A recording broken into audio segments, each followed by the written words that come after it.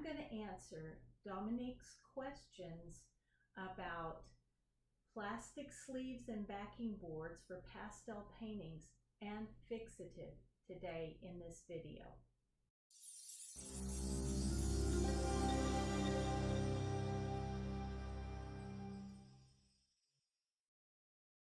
Hi everyone, Esther L. Jones, artist and ceramicist here, and today I want to share with you about my friend Dominique, who is making beautiful art and is getting ready to sell it, and she has some questions. So I'm just going to read the questions right here. I'm considering to start selling original work. I would like to present charcoal and soft pastel drawings. After doing research myself online, I became more confused, and so I'm reaching out to an experienced artist who is willing to take time to share information. Thank you, Dominique. That's sweet of you to say. I'm definitely willing to share. There have been a lot of people who've taken time to share with me, so I'm willing to pay it forward. I was thinking about presenting the majority of them with backing board in a plastic sleeve, with or without matting. Since charcoal and pastel are delicate mediums, we're going to talk about that. And it's possible that plastic sleeves will go through many hands during an event. How do you protect your work as an artist? She goes on. Is there original work that you present with matting in a plastic sleeve? Do you add a note about handling with care when the client takes the painting home? And my most important question is, do you use a fixative spray, in all caps? If so, do you have any tips on brand or applying the spray? Am I stressing too much about it? Okay, Dominique, I hope to assuage some of your anxiety over this subject in this video, and I'm going to share some things with you, and you can let me know whether you thought you were stressing too much about it, okay? So let's begin. Let's start with the plastic sleeves and the backing boards. And that's the reason I have my sling up here, which is entirely too full of paintings that haven't sold. And that is okay. I love my own paintings, so having them around just makes me happy. I had to go through them to choose something that would kind of show what can happen with just plastic sleeves and backing boards. But you can tell that that's my practice. That's how I keep my paintings that I want to keep.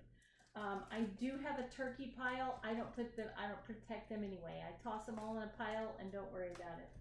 But this is how I keep the ones that I'm planning to keep. They're just on a backing board and in a plastic sleeve, and I can leave some links to the kinds of sleeves that I've used and that I like down in the comments, in the description, sorry, so that you can go and purchase them yourself. They're not very expensive, and I reuse them, which I think is one of the reasons that this painting that I'm going to show to you now has some dust on the inside of the sleeve.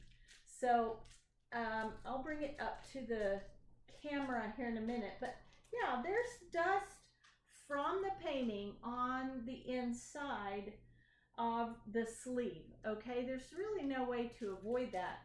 But this painting has been around a couple years. Okay, I painted it, oh, I don't have a date on it, but I painted it a couple years ago, and you can see how they're stored. And yes, I take them with me places, and the painting itself is fine, and I'm going to prove that to you in just a minute. So let me walk up and kind of try to show you what this looks like. So let's see if I can get the light on it. If I wrinkle up the paper a little bit. See, you can see right there that there's pastel from this painting on the inside of the sleeve. And so, yeah, it looks a little, maybe the painting might look a little faded through it, a little hazy through the plastic, okay? But now I want to show you what happens when I take the painting out of the plastic sleeve. I'll show you the painting and I will show you the plastic sleeve itself.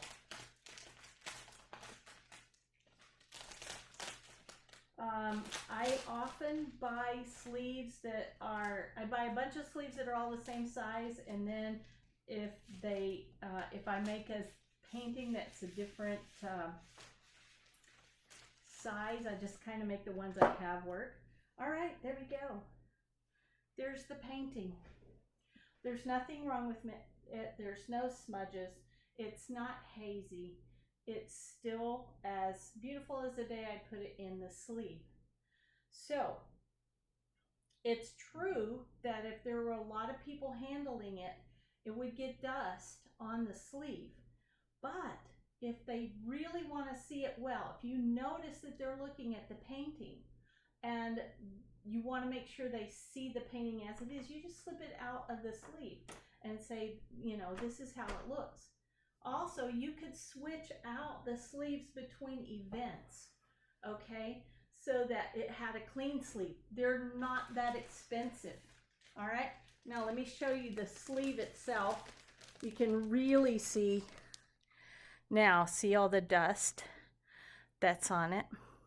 But you can see that it did nothing to the painting. It didn't harm it. So, yes, I do put a page called Care of Your Pastel Painting into the bag, okay? It's just helpful. I don't even know if people read it when they buy stuff, but it does go in there so that they can learn to take good care of their painting. They're going to take care of it because you charged enough for it, right? So this is going to cost them upwards of $240. So they're not going to be tossing it around and messing around with it, okay? And you're going to have visited with them. They're going to know that it's got some that some shedding might happen. That is covered in that sheet. It tells that there is such a thing as shedding and that it doesn't harm your painting, okay? It does say not to touch the painting directly so that they don't smudge it, okay? Other things it covers is things like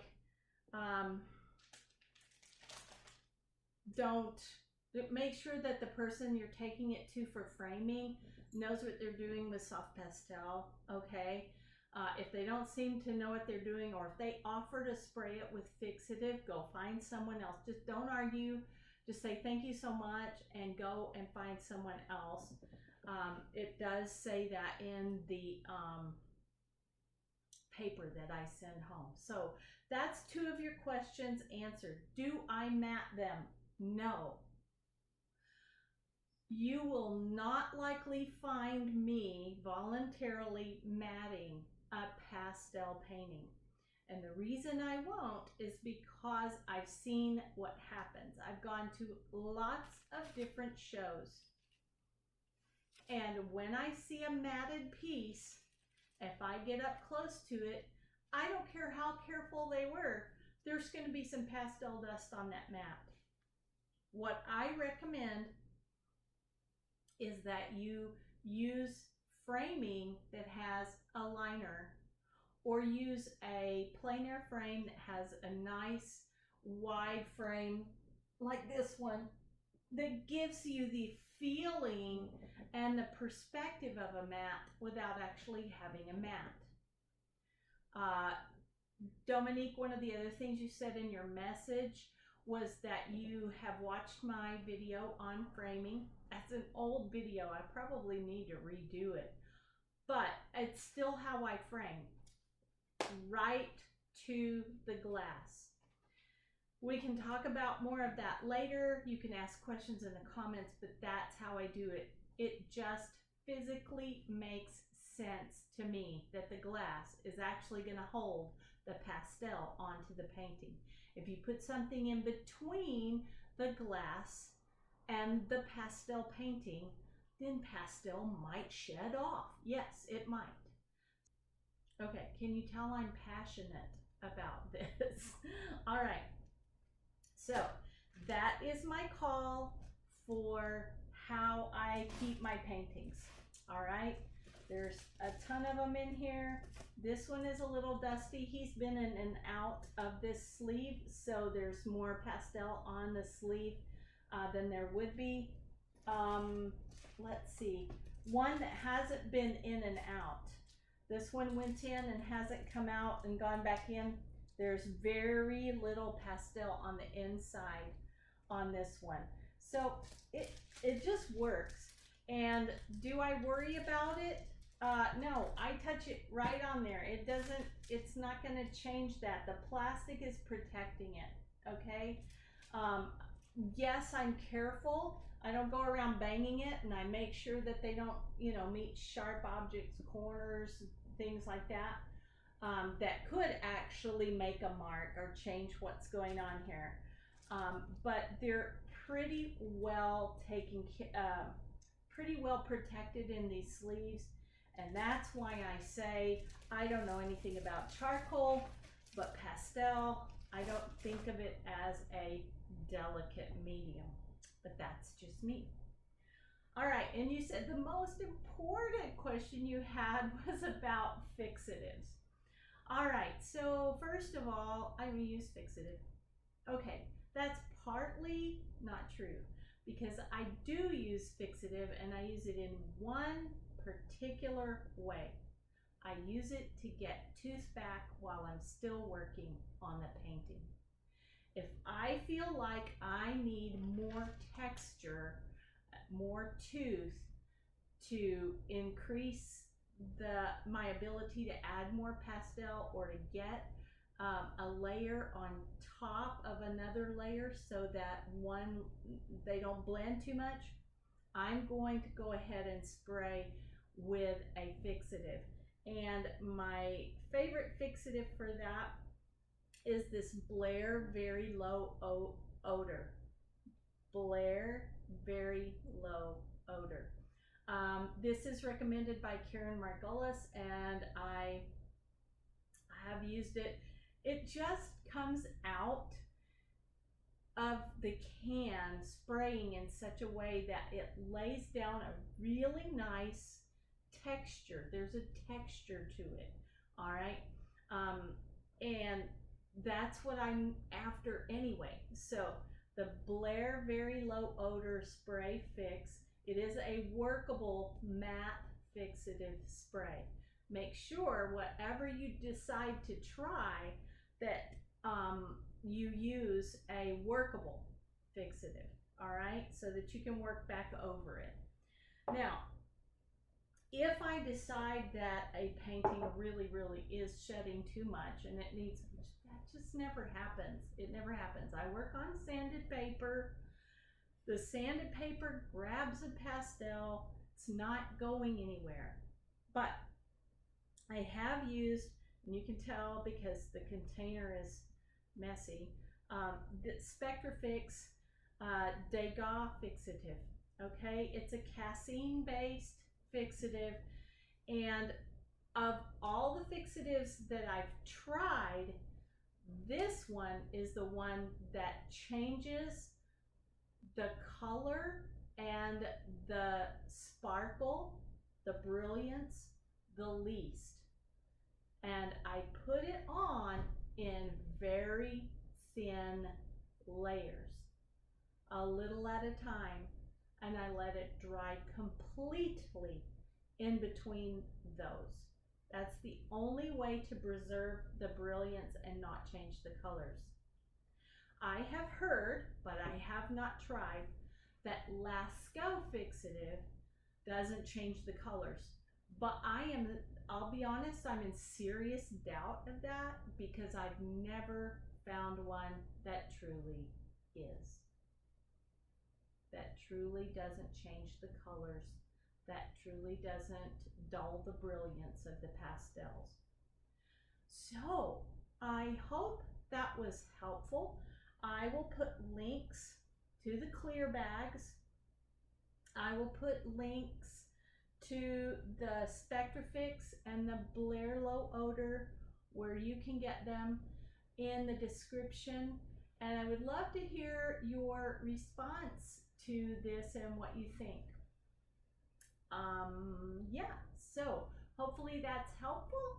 In the meantime, between now and the next time we see each other, I hope that you will look for the music, listen for the colors, and awaken the wonder and worship in your heart. Godspeed. Bye-bye.